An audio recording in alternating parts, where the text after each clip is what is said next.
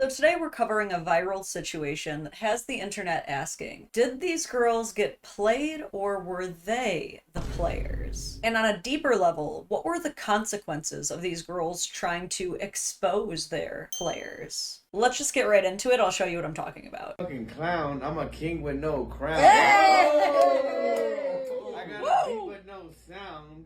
I'm a dog, but I'm a hound. Hey! Oh! There you go. Big David, Big You David. thought it was lost, but now it's found. Hey!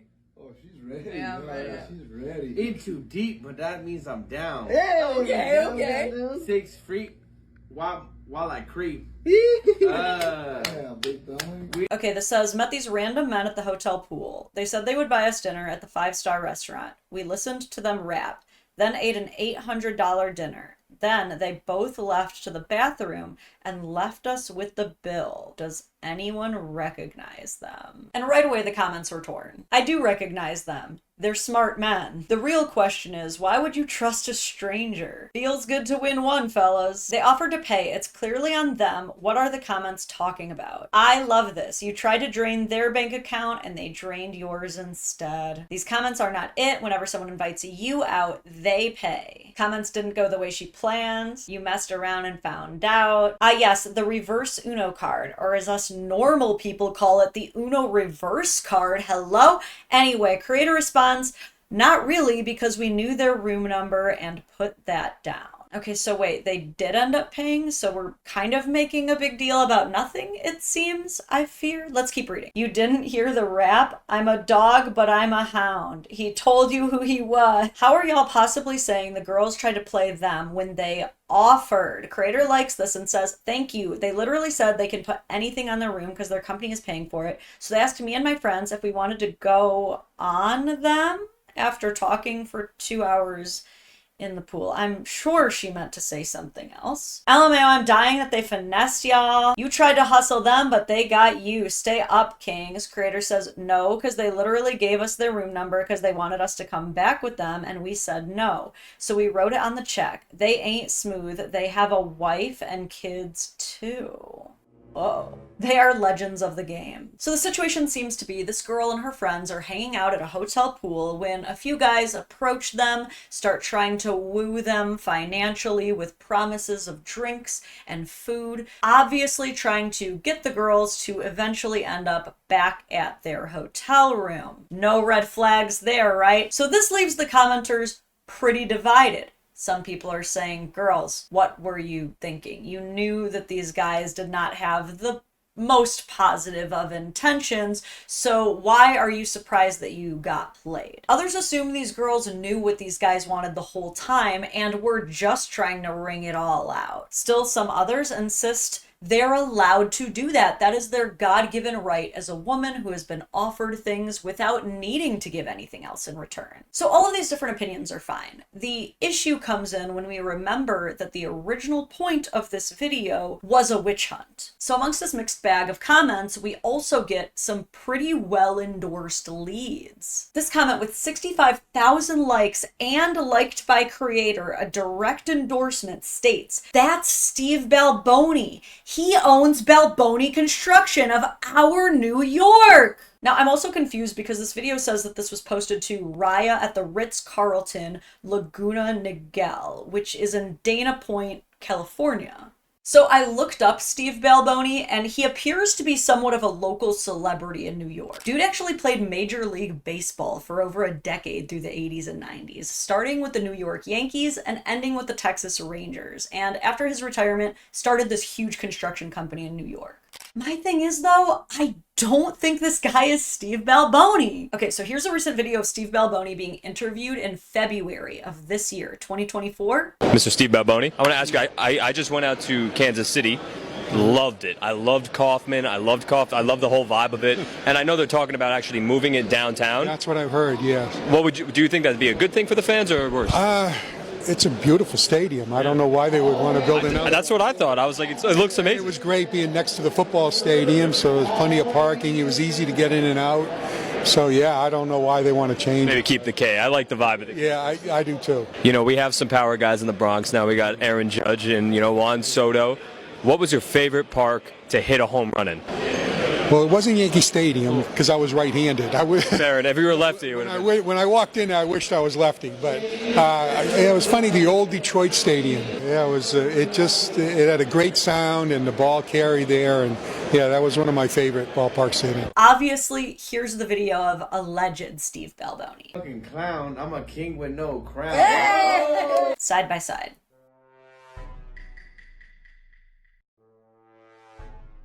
It's not the same guy.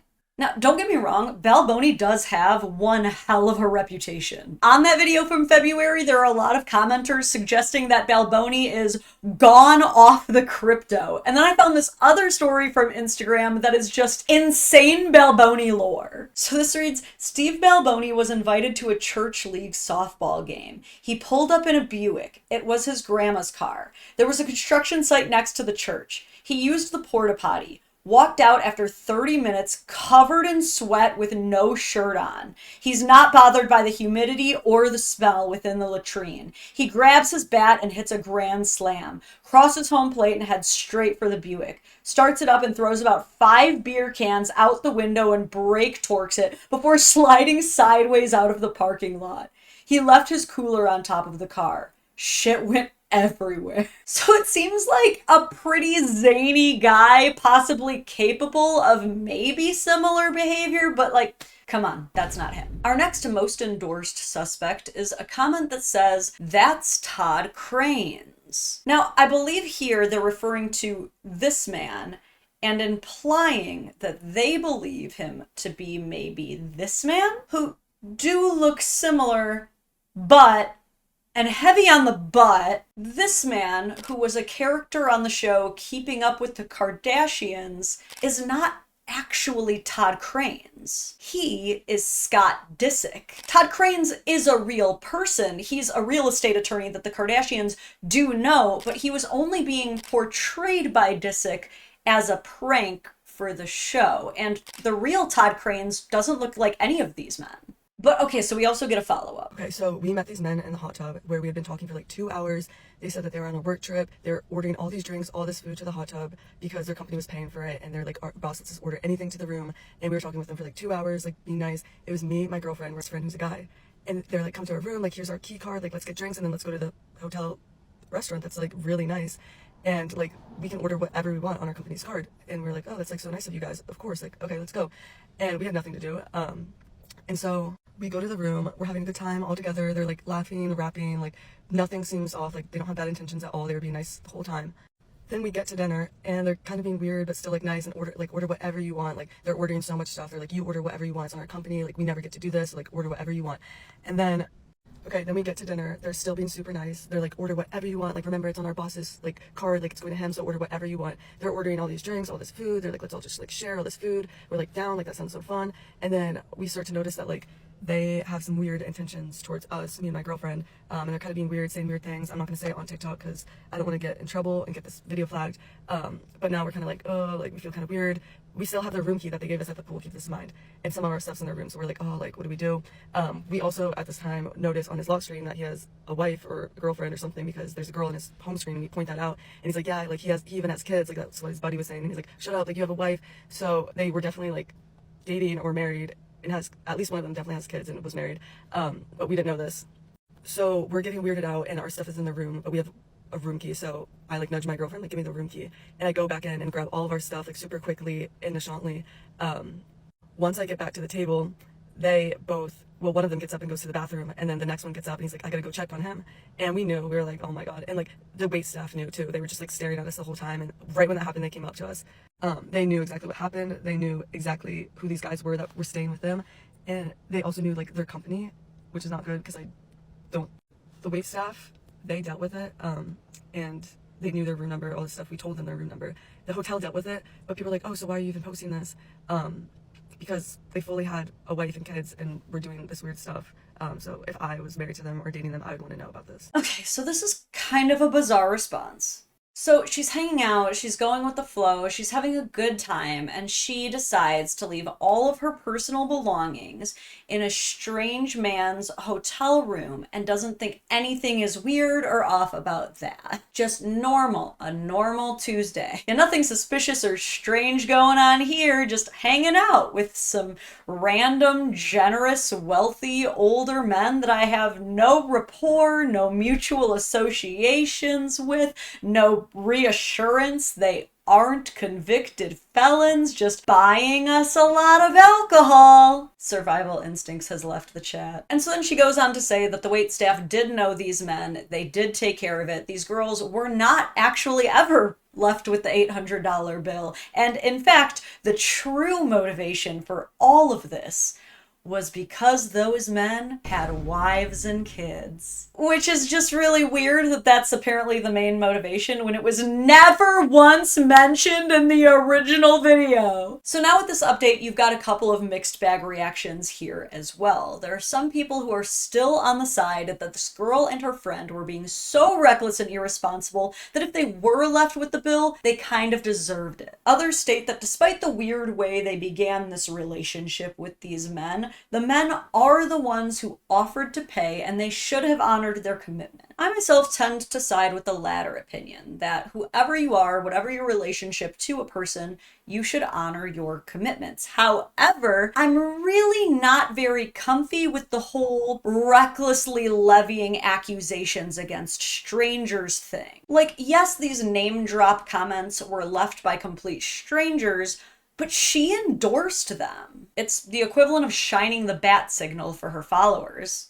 And liking these name-dropped comments may be just a small act, but when the video is getting millions of views, you kind of have to recognize when you are now a giant, and that you have to watch where you step, and more importantly, watch where you're directing millions of people in an angry mob to attack. But also, after reviewing this girl's TikTok account and watching a lot of her other content, I've pretty much come to the conclusion that she's just a hyper-entitled, privileged California Nepo baby who does whatever she wants and is not worried about any consequences. Here are her and her friends climbing on top of street signs despite being grown-ass adults. Here she is admitting that she refuses to work.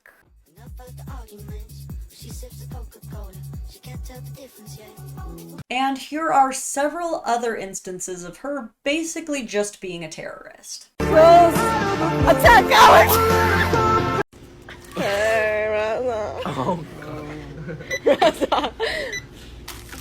Oh.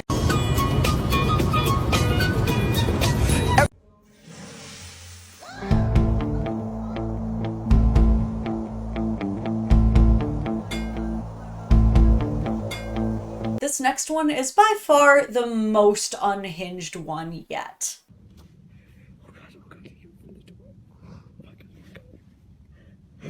Hello? Hello? Hello? Hello? Who are you? Hello?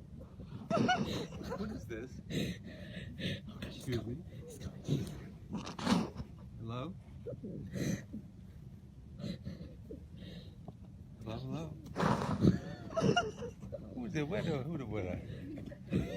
what are you doing? Excuse me? What are you doing? Hello? What? Excuse me? Who are you?